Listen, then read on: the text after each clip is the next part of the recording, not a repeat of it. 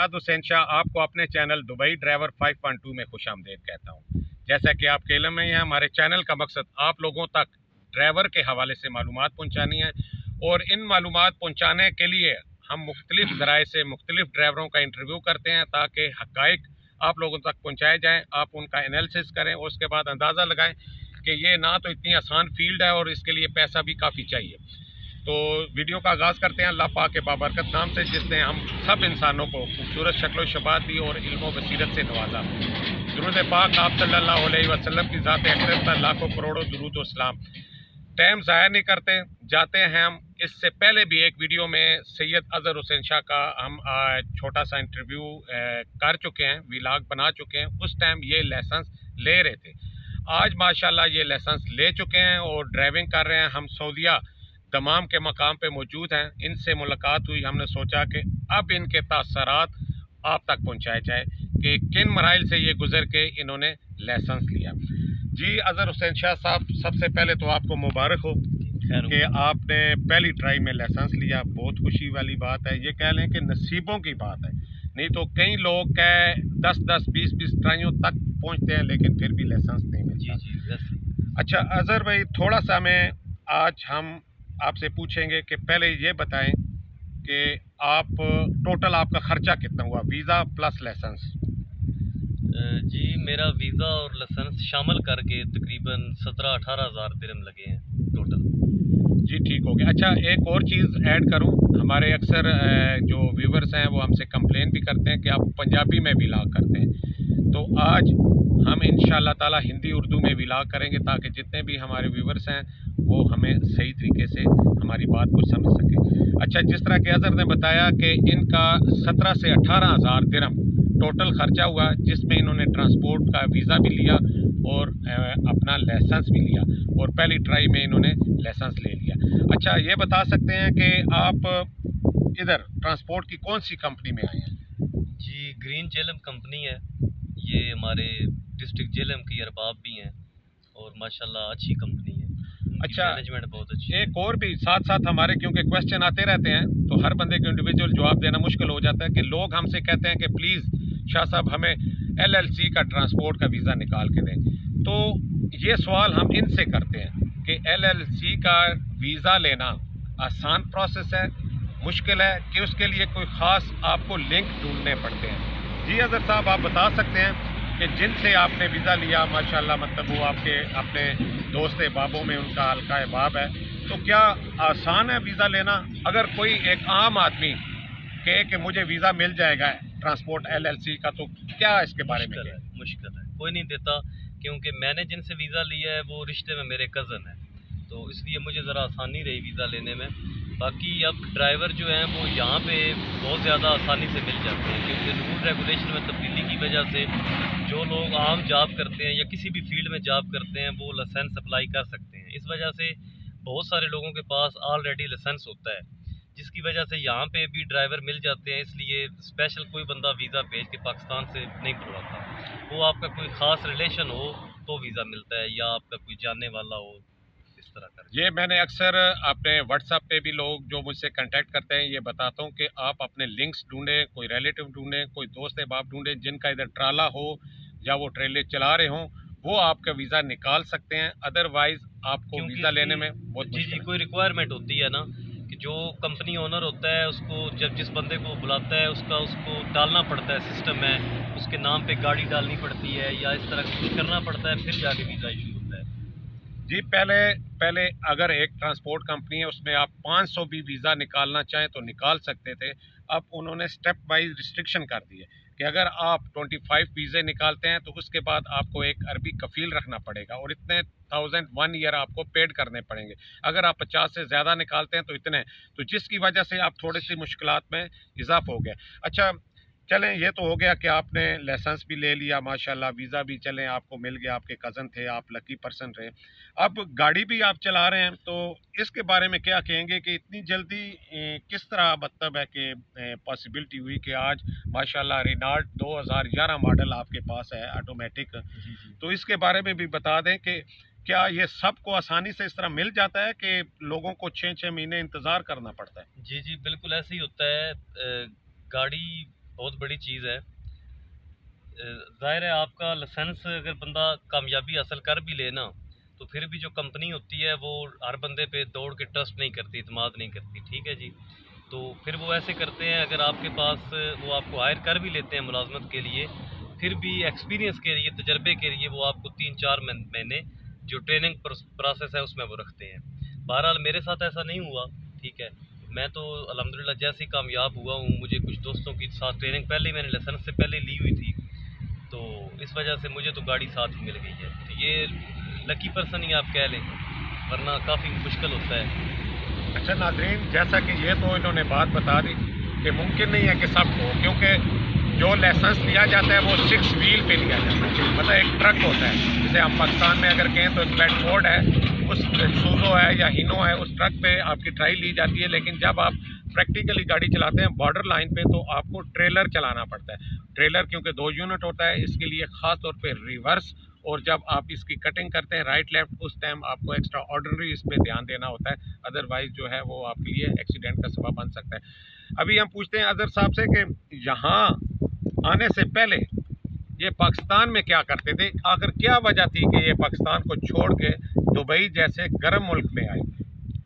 पाकिस्तान में मैं government job करता था जी, अच्छी जॉब थी, हैंडसम सैलरी भी थी, गुजारा भी बेहतरीन था।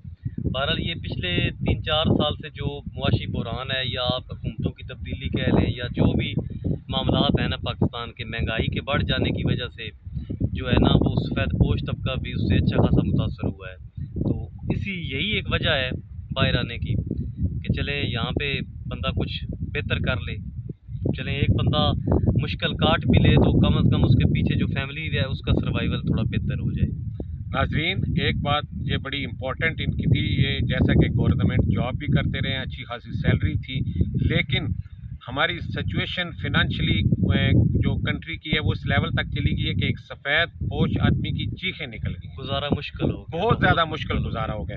तो एक आदमी को कुर्बानी हर सूरत में देनी पड़ती है, तब जाके वो सर्वाइवल कर सकता है। अच्छा अजहर, एक और बात बताएं, क्या दुबई में आना ही आपका मिशन है कि यहाँ से आगे भी आपने कोई होमवर्क किया हुआ है, या आप कोई ज़हन में प्लान या ख्वाब आपके हैं?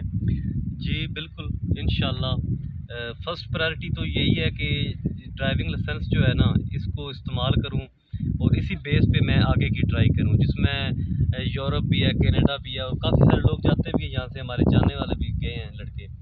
तो फर्स्ट प्रायोरिटी तो ये है।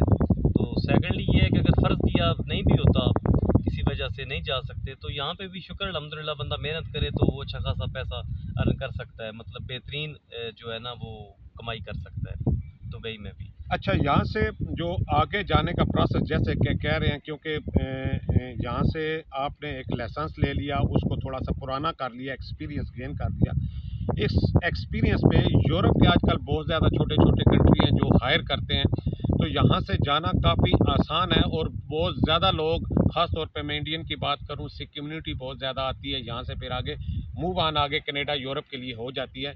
तो एक बात ये थोड़ा सा बता दें कि पाकिस्तान में इसका प्रोसेस आसान है बाहर जाने के लिए ड्राइविंग बेस पे, कि यहाँ पाकिस्तान से आसान नहीं है। पाकिस्तान से किसी भी मुल्क की वीज़ा रेशो जो है ना वो समझ लें कि ना होने के बराबर है। तो यहाँ से ये है कि उन लोगों को भी ये होता है, उन कंट्रीज़ को भी ये होता है कि बंदा ऑलरेडी प्रदेश में ज़रा टेक्निकल हैंड है, वो काम कर रहा है, उसको तजर्बा भी होगा, एक्सपीरियंस भी होगा, फिर मैनर्स भी जानता होगा। क्योंकि पाकिस्तान से हमारा कुछ इंटरनेशनली इमेज भी इतना कोई अच्छा खास नहीं है, वीज़ा रेशो बहुत कम है। तो यहाँ से वीज़ा रेशो बेहतरीन है, लोग जा रहे हैं, हमारे जानने वाले गए हैं लड़के, कनाडा गए हैं, लिथुआनिया गए हैं, तो और भी यूरोप की काफ़ी कंट्रीज़ हैं जो वर्क परमिट दे रही हैं, और लोग जा रहे हैं यहाँ से, वीज़ा रेशो बेहतरीन है। एक चीज़ और भी ऐड करता चलूँ कि ये जो दुबई का लाइसेंस होता है, ये तो इंटरनेशनल लाइसेंस काउंट होता है, दूसरा यह है कि दुनिया के टॉप 3 लाइसेंस की कैटेगरी में ये दुबई का, यूएई का लाइसेंस शो होता है। ये अगर आपके पास लाइसेंस है, यूरोप, अमेरिका, आप कहीं भी जाना चाहते हैं, तो ये एक आपके पास बहुत बड़ा प्लस पॉइंट होता है। अगर हमारे पास पाकिस्तान का या इंडिया का, इवन के बांग्लादेश का या नेपाल का, किसी का भी लाइसेंस होगा तो उसकी वैल्यू ना होने के बराबर होगी। लेकिन दुबई का अगर लाइसेंस है तो तो समझे ये आपके पास आगे जाने का एक ग्रीन कार्ड है। अच्छा अज़र एक और बताएं कि लोग बहुत ज़्यादा फिनंशियली डिस्टर्ब हैं, अपना सब कुछ बेच के आना चाह रहे हैं। कोई ट्रांसपोर्ट में पैसा लगाना चाहता है, कोई ट्रांसपोर्ट का वीज़ा लेके लाइसेंस लेके यहाँ से मूव ऑन करना चाहता है। तो आप एक मुख्तसरन सा जुमला बताएं कि लोगों को क्या करना चाहिए। मतलब है कि ज़ाहिर है बहुत ज़्यादा मायूसी का वो शिकार हैं, आगे के रास्ते बंद है, डंकी वैसे बहुत ज़्यादा हार्ड हो चुकी है, ज़िंदगी मौत का रिस्क है। तो इसके बारे में थोड़ा सा आप बताएं कि लोगों को कौन सा रास्ता इख्तियार करके जाना चाहिए। देखिए, रास्ता तो लीगली अच्छा होता है। बहरहाल जहाँ तक मायूसी की बात है ना, अगर ये सियासी मामला ना हो जाए तो अब हमारे मुल्क का हिसाब लगाएं तो ज़ाहिर है ज़्यादा पाकिस्तानी वीडियो देखते हैं। जो अब हमारे मुल्क में सूरत हाल चल रही है, कानून अमीर की जो है ना वो घर की लौंडी बना हुआ है, गरीब की कोई सुनवाई नहीं है। किसी लेवल पे भी आप चले जाएं, जिस मुल्क में या जिस मुआशरे में कानून की हुक्मरानी नहीं होती ना, वहाँ पे तबाही और बर्बादी उसका मुकद्दर होती है। और लोग फिर ये चाहते हैं, ये सोचते हैं कि यार हम जो कुछ है बेचें, निकलें, एक बंदा मुश्किल काटे, कम से कम अपने बच्चों का वो फ्यूचर सेव कर ले। और इसमें इससे आगे फिर बस आप देखने वाले भी समझदार हैं। तो क्या लोगों को आना चाहिए और ये रास्ता जो दुबई वाला है, जिस तरह आपने सोचा कि यहाँ आऊँ लाइसेंस बनवाऊँ, या इवन के चलें आपको मिल गया LLCs का, जिनको मिलता नहीं है वो क्या आज़ाद वीज़े पे भी आ सकते हैं, ये पॉसिबिलिटी है? बिल्कुल इसी तरह ही है। दुबई जो है या कोई भी मिडल ईस्ट की कंट्रीज़ हैं, ये इस वक्त गेटवे के तौर पे इस्तेमाल हो रही हैं। ठीक है, बिल्कुल आना चाहिए।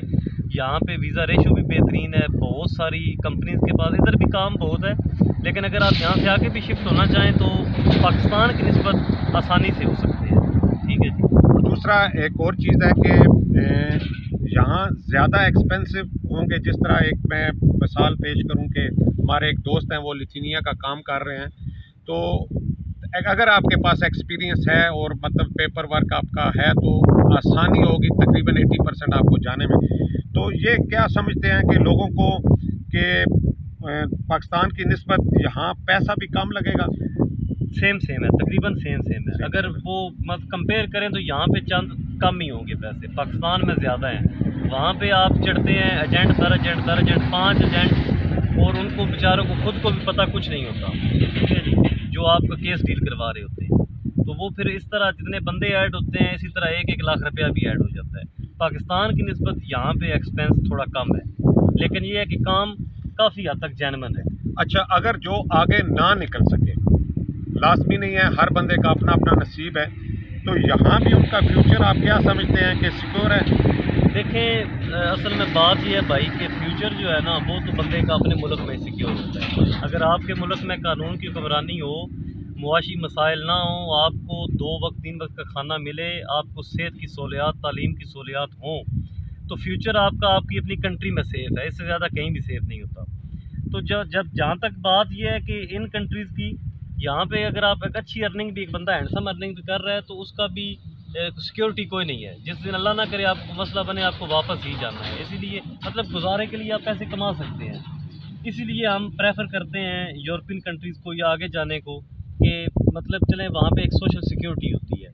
बाकी अगर वहाँ पे नहीं जा सकते तो फिर ये है कि गुजारा पाकिस्तान की निस्बत इन हालात में अभी जो चल रहे हैं, यहाँ पे अच्छा गुजारा हो रहा है, लोग कमा रहे हैं।